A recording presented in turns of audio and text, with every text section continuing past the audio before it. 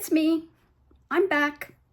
Um, Not sure I'll be back on any kind of schedule, although my original intent was to post something at least once a week to keep myself on some kind of accountability track, and again, use this as something that I could look back in the future, maybe as a little bit of a type of a journal for myself without any real expectations. And I am going to talk about that in a minute, but just quickly, I have been I was MIA for the most of the month of May due to a rib injury. I fell and sustained some fractured ribs on both sides. I can't just do one side. I got to do them both. I got to do it good. I mean, really, because if you're going to do it good, you might as well do it up really good, right? Anyway, so I was down for the count for a while, off work for a little bit of time. We did post a family video, which had already been scheduled, and had a lot of fun doing. So I put on my big girl panties and we muscled through it. But I was towards the end of my healing process by then anyway. But welcome back. If any of you are coming back, if you're new, fair warning, Rambling Ruth, and this one's going to be a real ramble, a real ramble. Anyway, haven't been, other than recovering from some rib injury. I, of course, scheduled a garage sale, knowing that there was going to be a lot of lifting and toting, and I managed to get through it. But it's interesting to me because in the yard sales and garage sales of my past, you advertise wherever you can. Here it's, Nextdoor or Facebook Marketplace. Our HOA was supposed to advertise, and I think that they might have. But again, my experience with yard sales is that if the yard sale is supposed to start at 7 o'clock or 8 o'clock, in this case, people are there an hour early. They're standing and going through stuff as you're hauling stuff outside and getting in your way and asking questions. And in a way, given how it actually turned out, I almost wish that it had been that way. It was a very gloomy day. It wasn't raining or anything, but I thought, given that it was nice and overcast, that we'd get a lot of traffic. Someone on the same street as I am was doing the yard sale at the same time.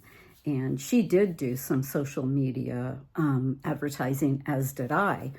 But there was hardly anybody came by. It was really disappointing, especially when you have a bunch of crap you really want to get rid of. But I'm not giving up. Facebook Marketplace. I'm going to post some stuff on Facebook Marketplace. So anyway, the next thing I wanted to chat about really quickly was, and it relates to YouTube in a way, because I have recently discovered ChatGPT.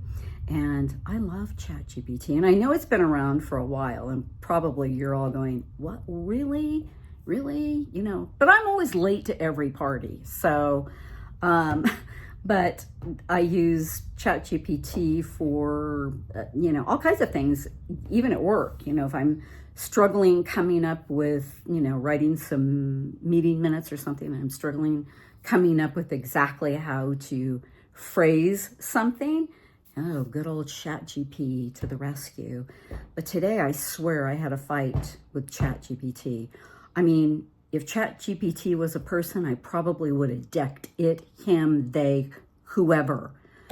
It's like, but then I guess because it does such a good job of what it does, your expectations are higher than what they really need to be. And just as you get to that point when you're saying, I was trying to get it to create a picture for me. And, I'm telling it, no, lighter background. No, tweak this. No, tweak that. And just as you're right to that point where you think, okay, one more tweak, and I think I've got it, you get that message that says, no, time's up. You've asked all you can from your free account. you can't log back in tomorrow and see if you can get an answer then. It's like, oh, OMG, you just want to scream out loud.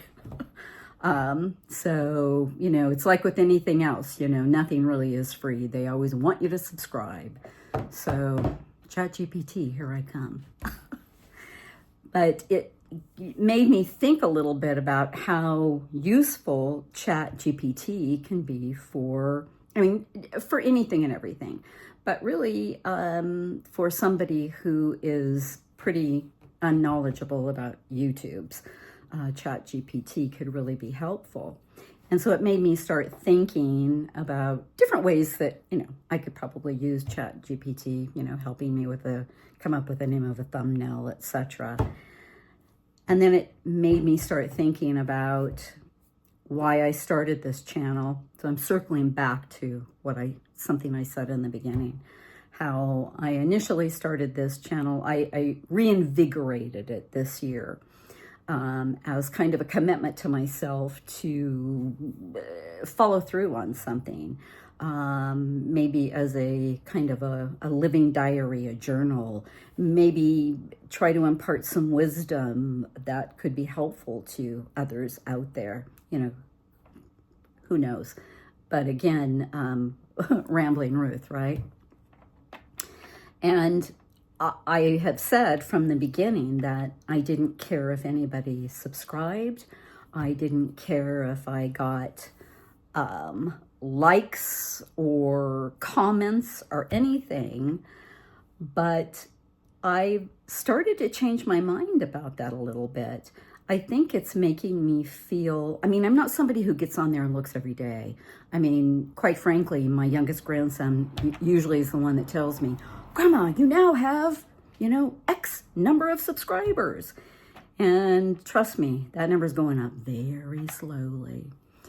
And when I see a YouTuber who started her YouTube channel on Mother's Day, and it is now,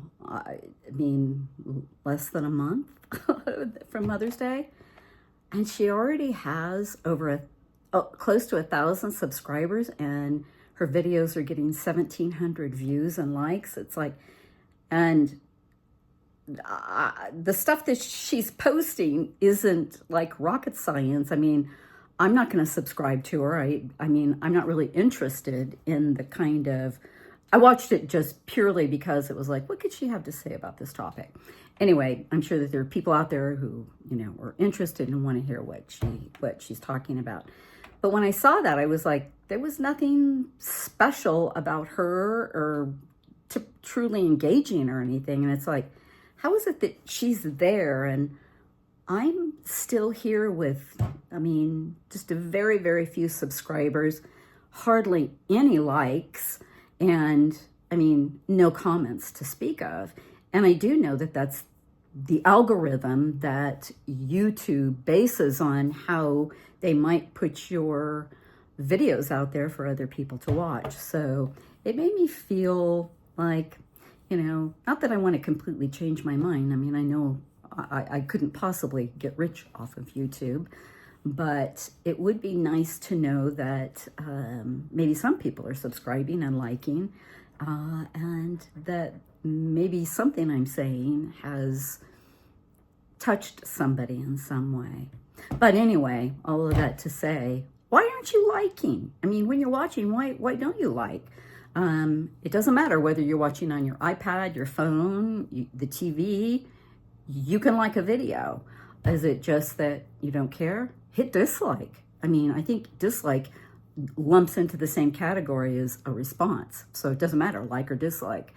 And I know if you're watching on TV, you can't leave a comment, but I pick up my iPad. I do watch YouTube on TV. I pick up my iPad and I log onto YouTube and I put a comment in there because they've asked for my opinion and I feel like maybe I might have something to say. And maybe I'm not that engaging. I don't know. Maybe I'll try to make a little bit of a turn and go a little bit different way. But if you have any thoughts, tell me. Put them in the comments. Yeah, I will be shocked if I get one comment. Anyway, I'm going to stop now because I have totally rambled. So I'm back, hopefully back to posting maybe once a week. Maybe something you want to hear, maybe something you don't necessarily want to hear. So apologies for my absence, but I'm healing almost 100%. So thank you again. If you're coming back, thank you for coming back. If you've hung in there this long, hit the like button, subscribe. It's free. You know the drill. You know the drill. Anyway, take care, everybody. Be kind to yourself. Be kind to others. And remember, we can do hard things. See you next time. Bye.